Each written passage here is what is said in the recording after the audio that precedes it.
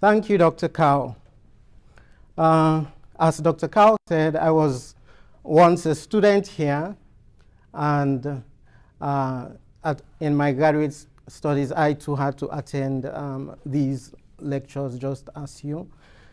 And it's been a long time since I've been here last. Okay? So let's talk about language models. Can anyone tell us what a model is?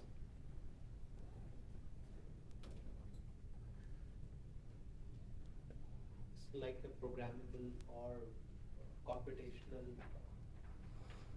substitute of physical things. Yes, we can. Models, by the way, there were models before there were computers. Okay? So say if you want to build, say, a building, you might create a model. You might create various types of models, okay? Architectural models. You might create a model to see how something is going to look like, to show people how something. A model is a representation, okay? And language models are representations of languages, okay? But there are different aspects of languages we can model, and languages have been modeled for a long time, long before the use of computers. So if you go back in time, say when Morse code was first being used, you might notice that the shortest code for Morse code happens to be the letter E, and that is by design. And the design is because the letter is the most frequent used English. Yes, so that's why they decided on that choice. Okay. So models have been probabilistically based on probabilities for a long time, and language models that predict the continuation of a sentence have been used for a long time. But there's something different that has happened. We've gotten large language models, and the reason why we hear so much about them is because of their capabilities. Okay? And with that capability comes a lot of responsibility in how they get used. Okay? What questions do we have? If we have any questions, let's just go ahead and raise them as we go along. Okay?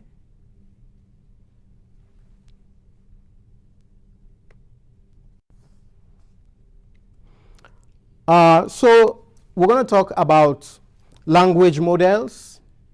We're going to talk about how they work, their safety and ethical concerns, privacy and security issues we should be concerned about, and then we're going to talk about future directions in safety.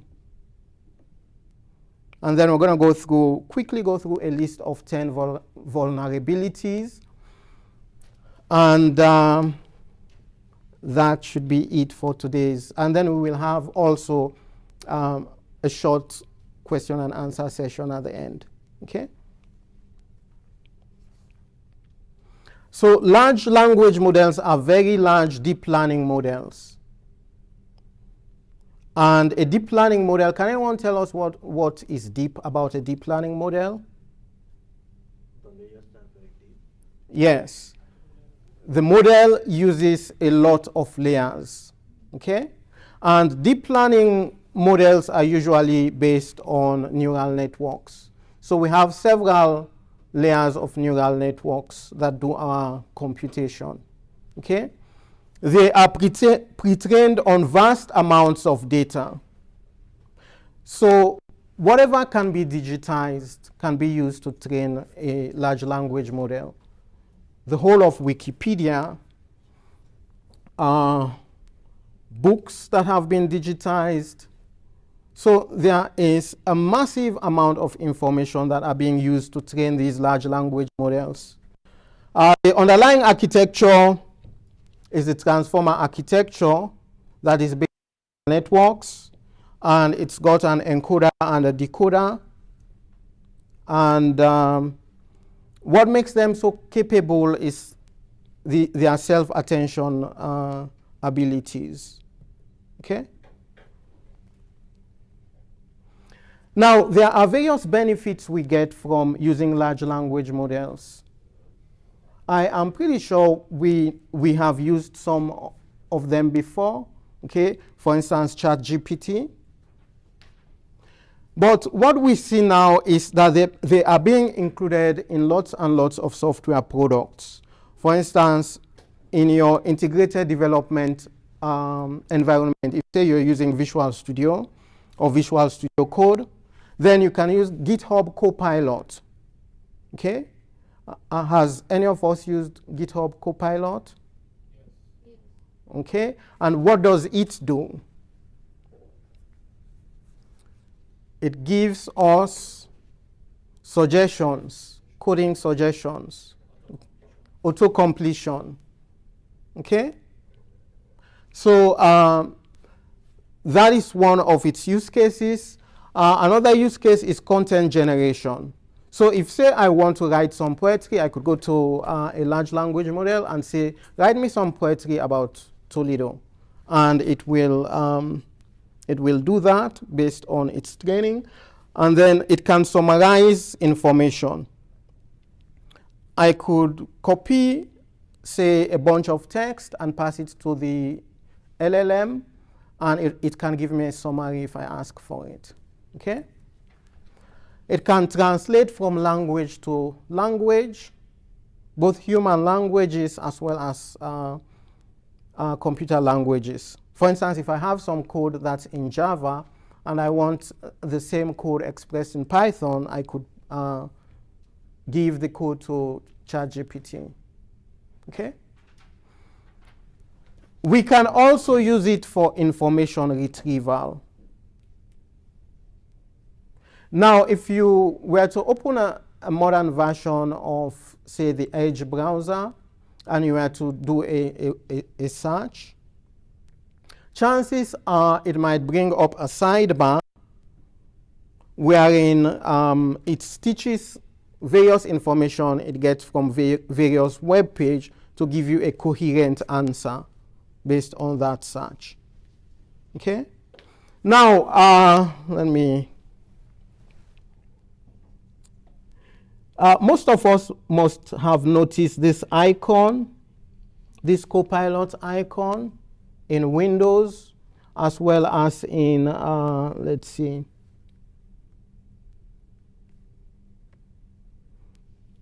For instance, I asked a question earlier today. Where is Toledo and what can I do there? Okay, and then this sidebar came up that tells me that there are 2 Toledos in Spain and Ohio, and it gives me various details of things that can be done in both cities. Previously, I would have had to do the research myself. Okay?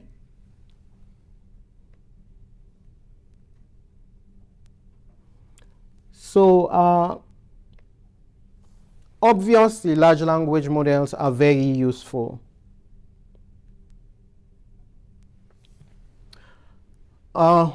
We do know popular large language models, the GPT series, GPT-3, GPT-4, and those are owned by OpenAI. There are other companies with other models. There's Gemini that just came out this month from Google, and Google had BAT, which is their older models. There are models by Anthropic. There's Claude 1, Claude 2. There's Llama by Meta, that was previously Facebook. There's Palm, there's Orca. This is just a short list of various, what I would call consumer LLMs. Okay? And what you would find is that these consumer LLMs that we get to use don't really fit the needs of corporations. Corporations want LLMs where employees can safely put in data, knowing that the data remains within the corporation and it's not shared elsewhere. One thing we need to be aware of is that there is always a possibility, if you don't opt out, that whatever you're typing into an LLM as a prompt, as well as whatever answer it's giving you, is being used as part of its training data set. Okay? So there might be a lot of privacy issues involved with that, with generic LLMs or consumer LLMs. So also, companies have specialized data that they would not want to share with the world because it gives them an edge. So there is, and that's happening quite a lot, there's a booming industry of companies developing their own internal LLMs. Now, those come in two flavors.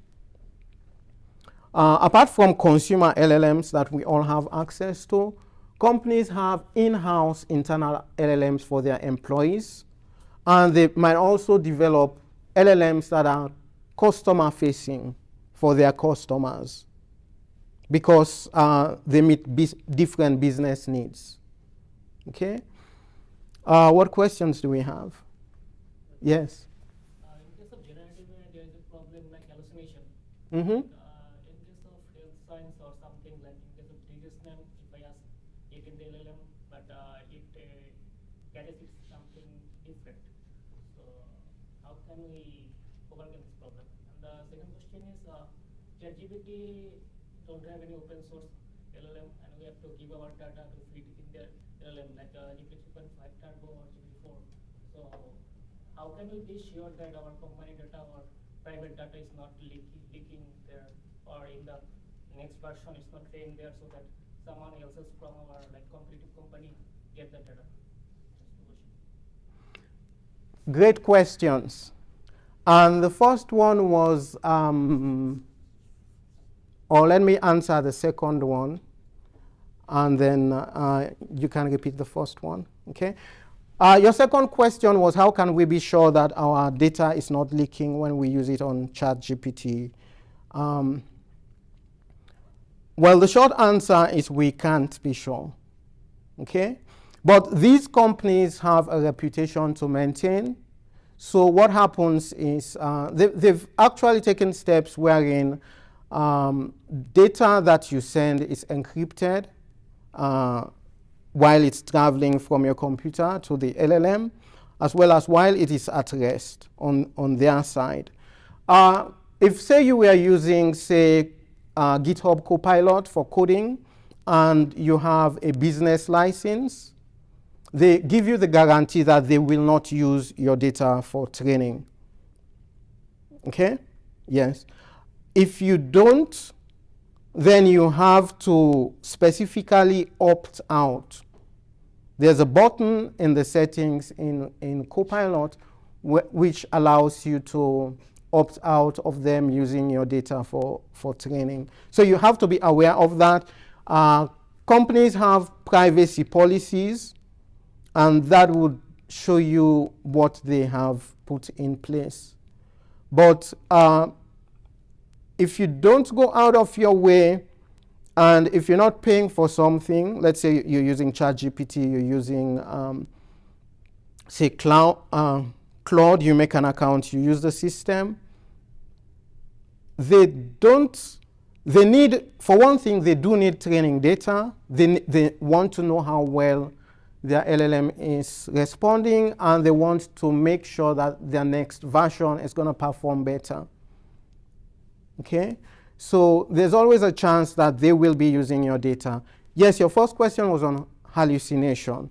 And there again, are not databases. Okay? They are, in fact, the next part of the talk, we're going to talk about what they do. They are autocompletes. All they do at each stage is guess what the next word would be. Okay? So we always have to keep that at the back of our mind, notwithstanding the fact that they can give what happens to look like a very sophisticated answer to a question. Okay?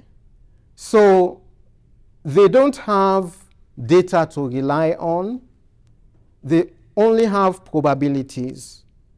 So the issue of hallucination is extremely difficult for LLMs to be solved. So what you would find is a lot of companies, for instance, I just showed you that sidebar on Microsoft Edge. You can ground a response based on information that's coming from a database or information that is coming from web pages. Okay? So if the information that Copilot was using to get information about Toledo and what you can do is coming from web pages. And you might see, if you do the search yourself, it will show you links at the bottom where it got its information from. Okay? What questions do we have? But the problem of hallucination is a very difficult problem because at the end of the day, the information is not coming from a data store. It is coming from a set of probabilities. I have like one question. Yes. Like in ChatGPT, we are providing our data. Yes. So how we can solve the problem of plagiarism? For example, if I want to publish one paper and it's not published yet, I want to check in ChatGPT the grammar or something like that, something like sentence structure. So I uploaded that paper into ChatGPT and then it corrected me, and then I again uploaded to the publisher company, and then they said that okay, it is for the plagiarism. So how can I solve this problem to solve the plagiarism with this ChatGPT? Okay, that's a good question. That can happen, but it's unlikely to happen because when these models are trained, they're not, it's not as if they undergo continuous training. The information that's being gathered to train the model will go into a future model's training. Okay? But yes, any. I think we should, just a small suggestion, because we are already at 1:22. Yes. So we will not be able to see, so let them have an overall picture. Okay, I'm gonna give a quick overall picture and then we can do. Yes, Okay, great. Now let's talk about how they work. They are trained to predict the next word, and that is basically all they do. It's just like, what does a computer do? What does a processor do? All it does is arithmetic and logical operations on binary information, okay? But we know that a computer does, we can express so much of what we need to do as arithmetic and logical expressions that computers happen to be very powerful. So it's the same thing with LLMs. We can express so much cognitive work as next token prediction. Okay? So that is why they are so powerful. They are surprisingly effective, and the more data we give them and the larger the size of the model, the better they become.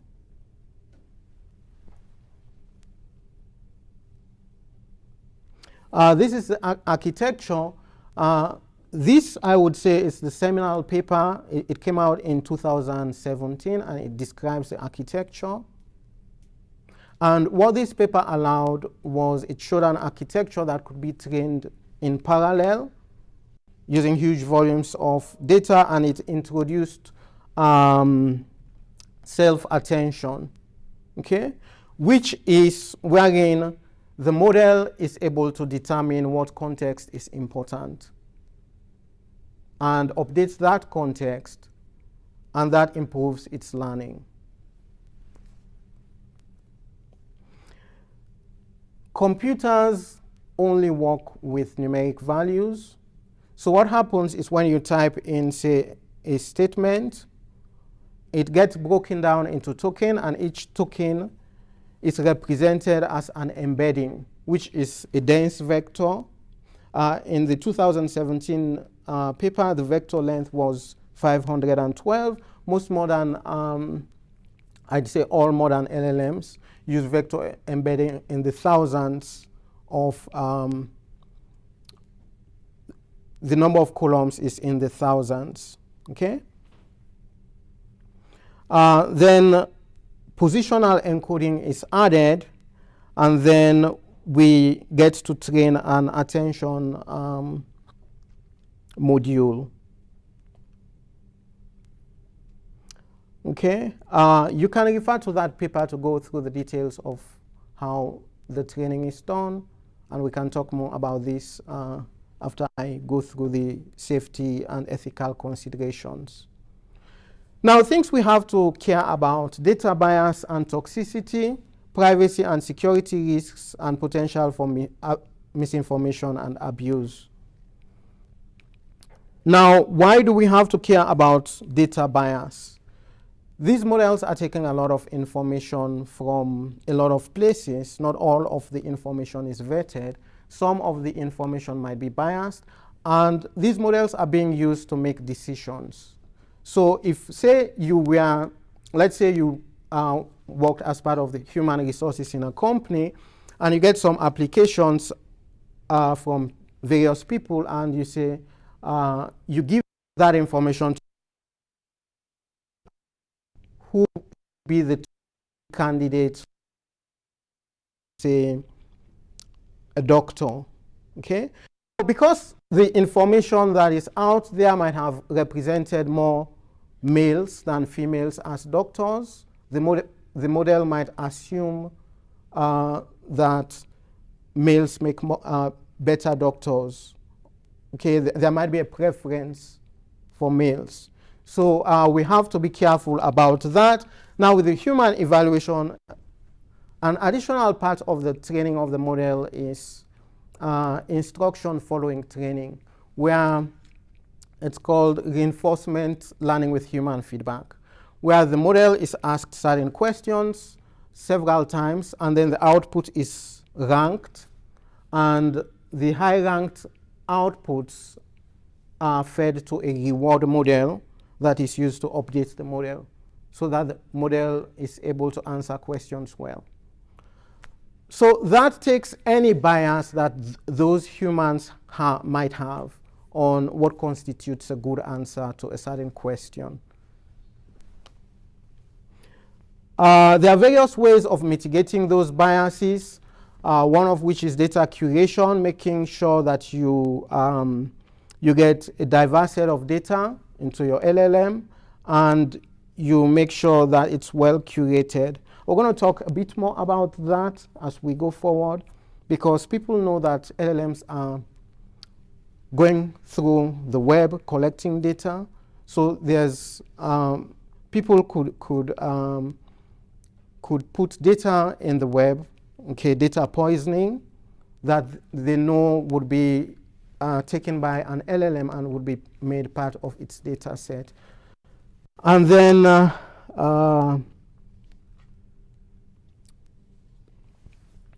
there is a lot on the internet that is toxic, and one way of reducing that toxicity is by style transfer rewriting the information if it's toxic, such that it doesn't lose its content, but it's in a different tone, okay, and replacing certain toxic words. These are papers you might want to look at, okay, that go into more details on these topics. Now, when a large amount of information is put into an LLM, that information might carry along with it personally identifying information, things like names, addresses, social security numbers, telephone numbers of people, okay? Intellectual property, trade secrets, financial, medical, and educational records. Those can inadvertently be disclosed, and it's something we need to be aware of. And we're going to talk about mitigation efforts. We can have privacy firewalls which stand in between the LLM and the outside wall. And those firewalls will look at a piece of text and say, and judge that. By the way, those privacy firewalls might themselves be using additional LLMs. Okay, they would assess the text on whether it seems as if it's revealing private information. Another approach is detecting and removing private information before it becomes cleaning the information before it becomes part of the training data set. Now, there are no foolproof ways of ascertaining privacy. So the best thing you could do is keep sensitive data out of LLMs. Okay? LLMs cannot selectively delete data that has been used in training them. And there's a lot of research going on right now, and there was a competition last year sponsored by Google on how you could remove certain data that is already part of an LLM's training, okay, without degrading the performance of the LLM as a whole. So there's a lot of research going on in that. Now, the top 10 vulnerabilities. OWASP came out with the top 10 LLM vulnerabilities. OWASP is an organization that has been around for quite a long time, and they generally come out with white papers on security. Okay, and OWASP means Open Web Application Security Programming, I think. Yeah. So they came out with this last year, this list on things you should be looking out for. There's prompt injection. What prompt injection is when there's direct prompt injection when you tell the LLM to do something that is not aligned with the interests of the people who own the LLM. For instance, if you ask ChatGPT how to make a bomb, that would not be aligned with OpenAI's interests, okay, or with the interests of society as a whole. And ChatGPT right now will not give you the response that would help you how to make a bomb. But there are lots of ways of going around that and getting information on issues that are not aligned with society's interest or the LLM owner's interest. And there are lots of papers on that as well. Okay?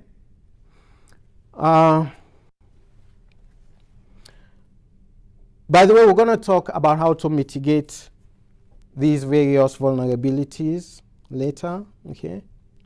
Insecure output handling. When we talk to an LLM, it gives us text back. Sometimes it gives us programs.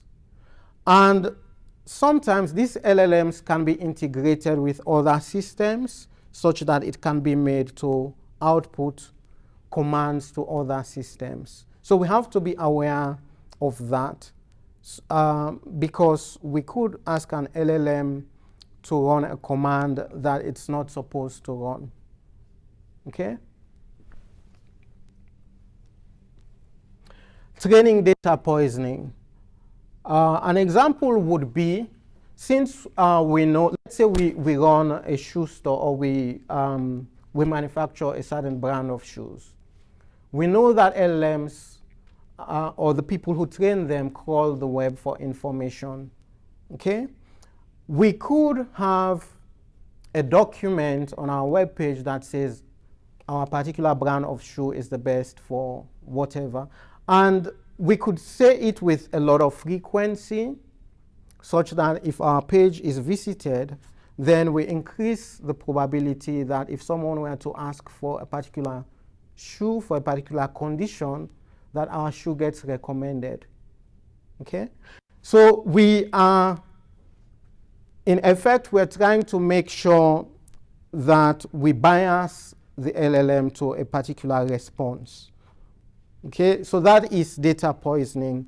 That's an example of data poisoning. And it is happening. Okay? People are trying to influence. If you recall, when the web came out, everyone wanted their website to show when people do a Google search. That was called SEO hacking. Well, it's pretty much the same concept that is going to be happening with LLMs. So we have to be aware of that. Then there's model denial of service. Both in training and when we get to use them, meaning at inference time, LLMs consume a lot of energy, a lot of compute time when they do their work. So model denial of service would be someone using your LLM to ask for a lot of resources multiple times, such that it denies other legitimate users access to your LLM services. Supply chain vulnerabilities.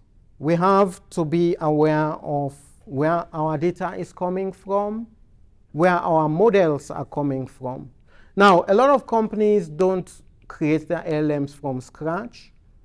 They would use something like a pre-built LLM and customize it further.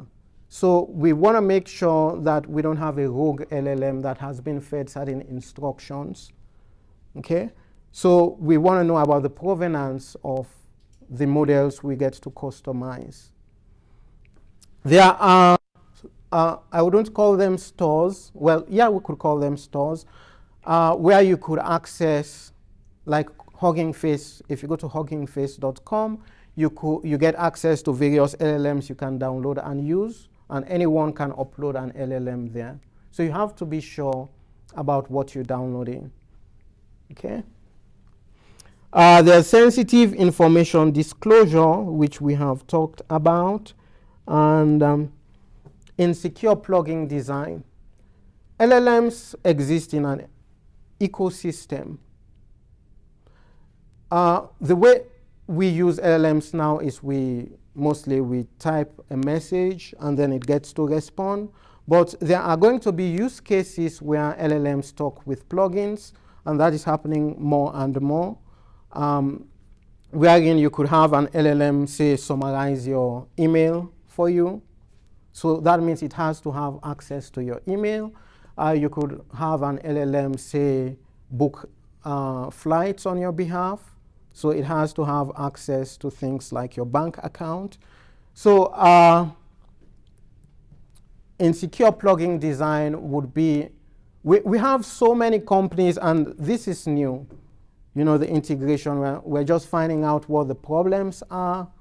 So it's new to most people as well as the developers, so there are bound to be lots of mistakes in fitting LLMs into various ecosystems.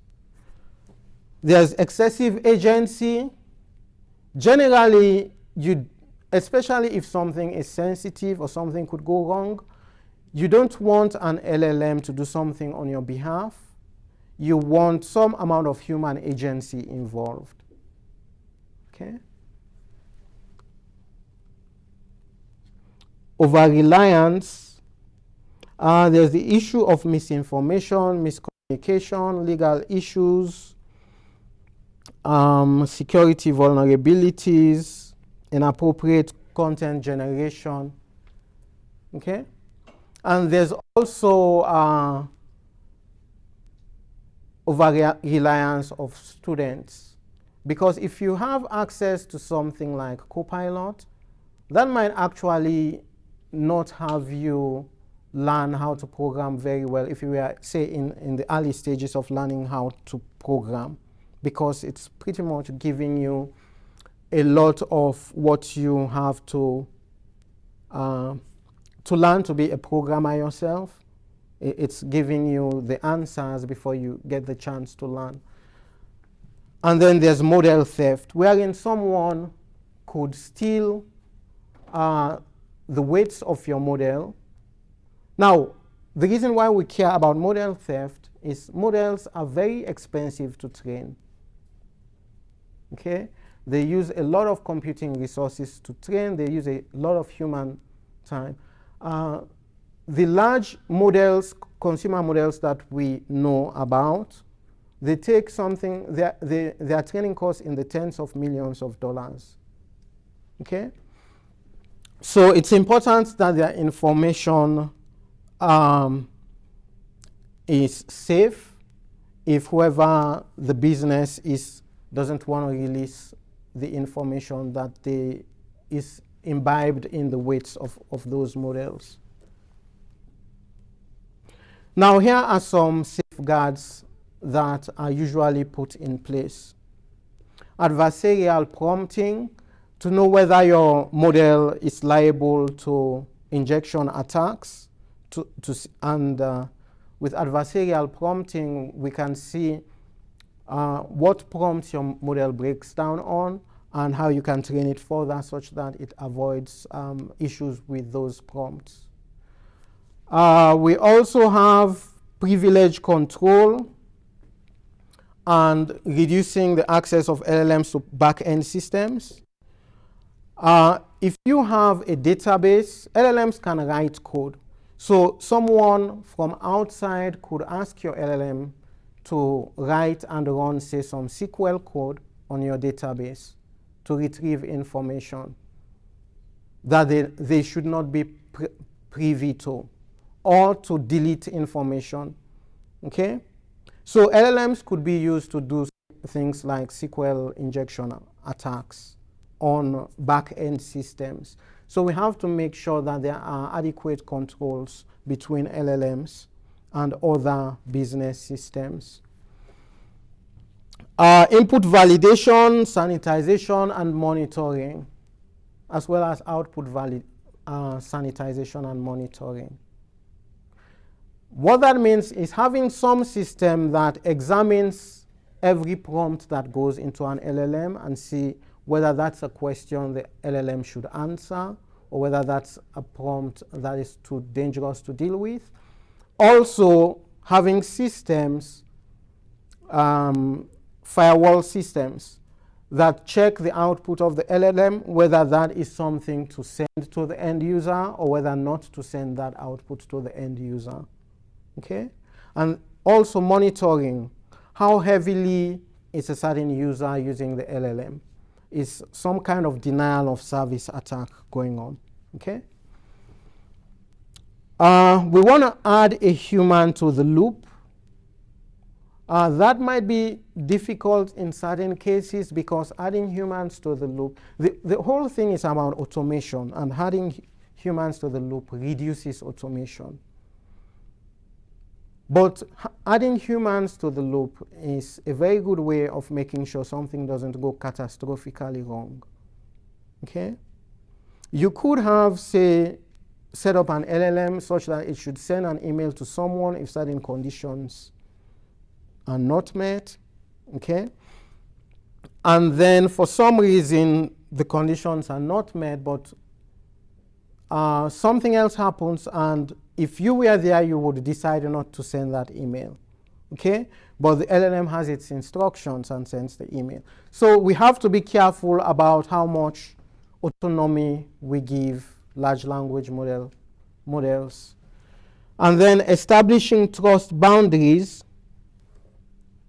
such that when we talk about trust boundaries in security, we consider something that whether it's tainted or can be trusted. Okay? So for instance, if say we had someone at the door and they were looking at IDs, that's a trust boundary. and they know whether someone should be here or not here. So establishing trust boundaries around LLMs and between LLMs and back-end business systems makes sure that the information that's being transferred between those systems are what they should be. And avoid open-ended functions where possible. So we don't want an LLM to be able to run open-ended commands. Okay? So we might not want to give an LLM shell access. We might not want to have an LLM be able to run arbitrary commands. So we might have a limited number of commands that they are restricted to, that they can run. Okay? Now, there is a lot of research going on, a lot of papers being written on LLMs and their safety issues. By the way, not everything about LLM security is bad. LLMs are being used to advance security in other areas. So, for instance, if you read this paper, you'd find out that a good majority of what is being published on LLM security are actually the beneficial aspects in how LLMs are being used to increase the security of systems. So it's not all bad. Okay? This is a very good survey paper. I would encourage all of you to read because it goes through the good aspects as well as bad aspects. Okay? Now, there's lots of work being done on robustness and security, as well as ethical LLMs and bias mitigation. So in a review, we have gone through what LLMs are, briefly on how they work as next token predictors. We've some safety and ethical concerns. We've considered privacy and security. And we've very quickly gone through 10 vulnerabilities. Okay? Now, here are papers you can follow up with. To understand how LLMs work, that 2017 paper is really, really good. Okay? And the second paper does quite well. It's quite a comprehensive survey of work that has been done with LLMs on safety. Okay? And there are new papers coming out every month. You might find that, with the exception of the 2017 paper, all of the other papers are papers that came out within the last 12 months. Okay. What questions do we have? Yes. Now the audience is open for questions. If we implement a system like to monitor the performance of LLM, so how can we which is not? Okay, if we implement a system, bias is ultimately a subjective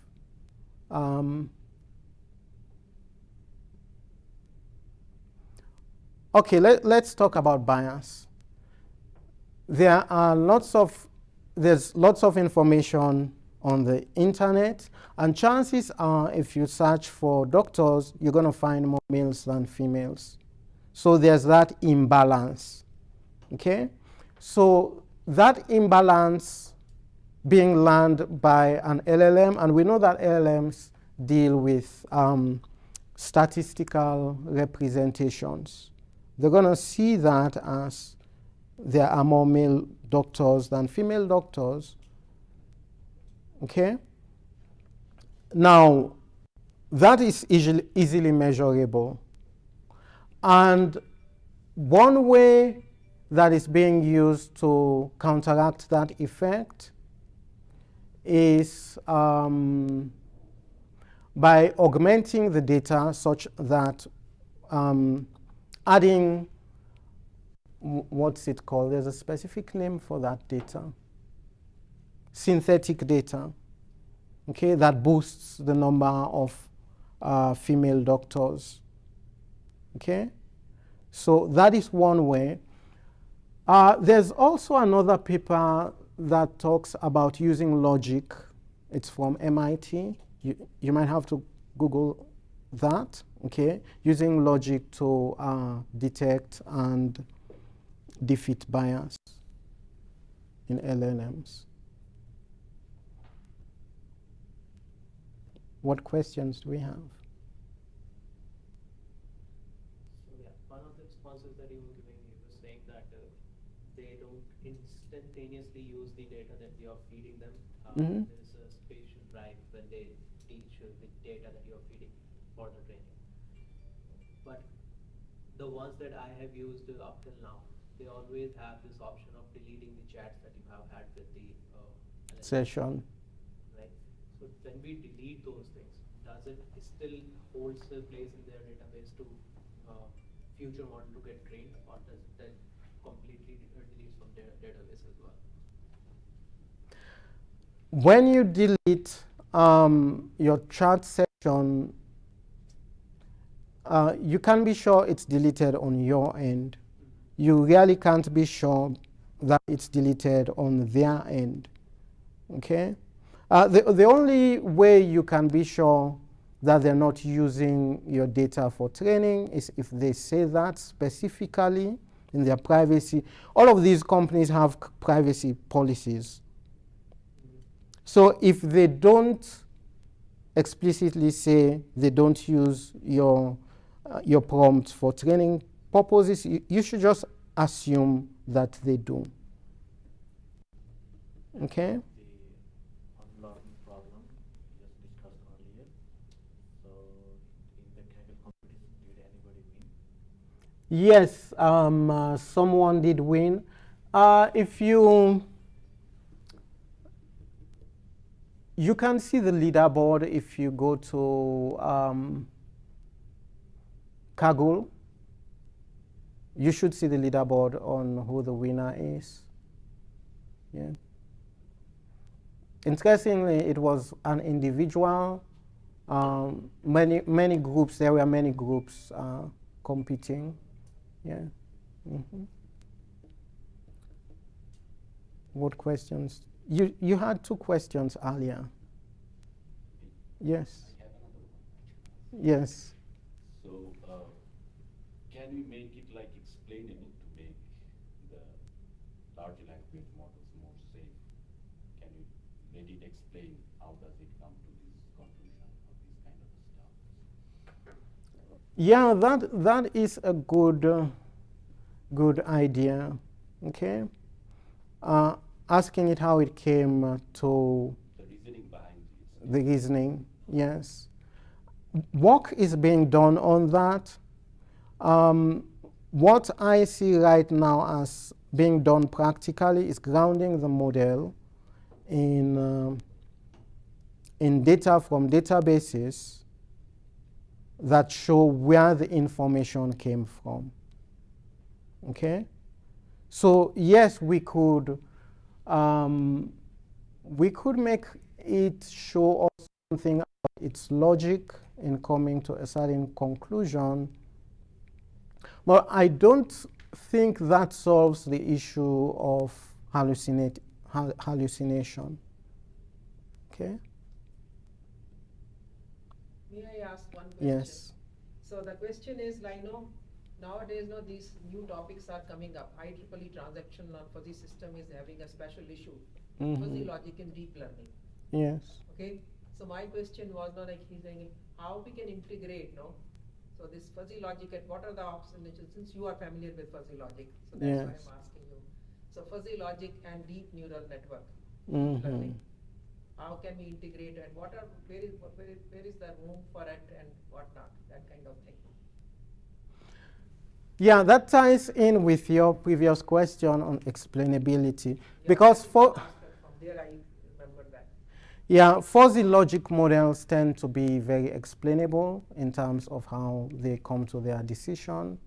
whereas neural networks tend to be a black box. So yes, there might,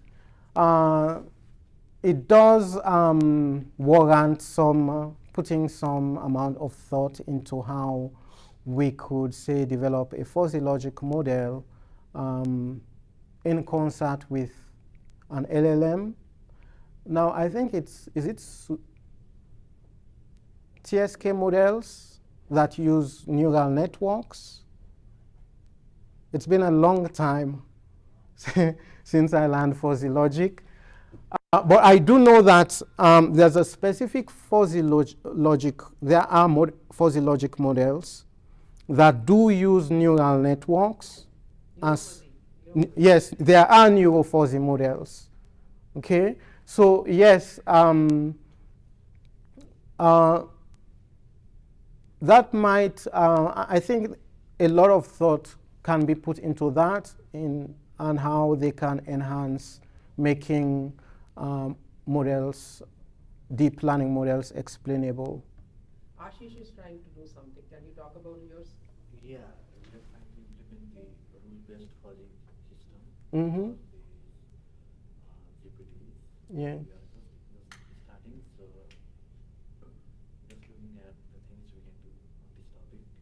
Yeah, sounds very interesting. Okay. Another information I have, it's not about these large language models, that transformer models, but with the LSTM models, the long short-term memory models, Mm-hmm. That's a kind of deep neural network. So if we have them databases and we try to predict, like it's time series data, which transformers also do the time series data, like predicting the next. So if we try to do the model, the LSTM, and I try to do the same kind of model, separating them as an input output using fuzzy logic, it tells me that all the time the prediction accuracy with the fuzzy logic model is more. I was surprised. I didn't expect to see, but since we did that, so he had tested on 2-3 databases. I asked him to verify in more databases so that we can know that it is consistent. Specifically to LSTMs, I don't know that much about LSTM models, but what happens is that these models, deep learning models, because of the number of weights that they have, it's very easy to overtrain them. Okay, so they can, what should I say, respond to the noise that's in the data, which means in real case circumstances, their prediction value is not as high as a model with less parameters. Okay? So yes, when you're training deep learning models, you have to be very particular about making sure that your testing data set is separate from the training data set. Okay? You can have a validation set, and then you can have a testing set. But the thing is, if you have, say, like a time series and you don't have that much amount of data, someone might think, I'm going to use most of what I have as part of training. And then the model is going to assume the attributes of the noise that's in the data as part of the model. Okay? So I would assume that might be part of what the issue is. Okay. So these models are really good when you have lots and lots and lots of data. Okay. But if you don't have that much, you can overtrain them on the particular data you have, and then they get trained on the noise that's in the data as well, and their performance then drops. It's not so good. But most of the people try to separate training and test here. Okay. It's a time series data. So And then they want to see, like, they, let us say the time series data, they try to train it till December 31st. Then using that data, they parse into it, but try to predict on, like, from January 1 to March 31st, like, and then the model was not trained on that data. So then try to see how closely it follows that. That is what they do. An approach I would take is, instead of doing that, take a random sample of the data and do the training, and then try to test on the part of the data that was not exposed. I wouldn't separate it out by time.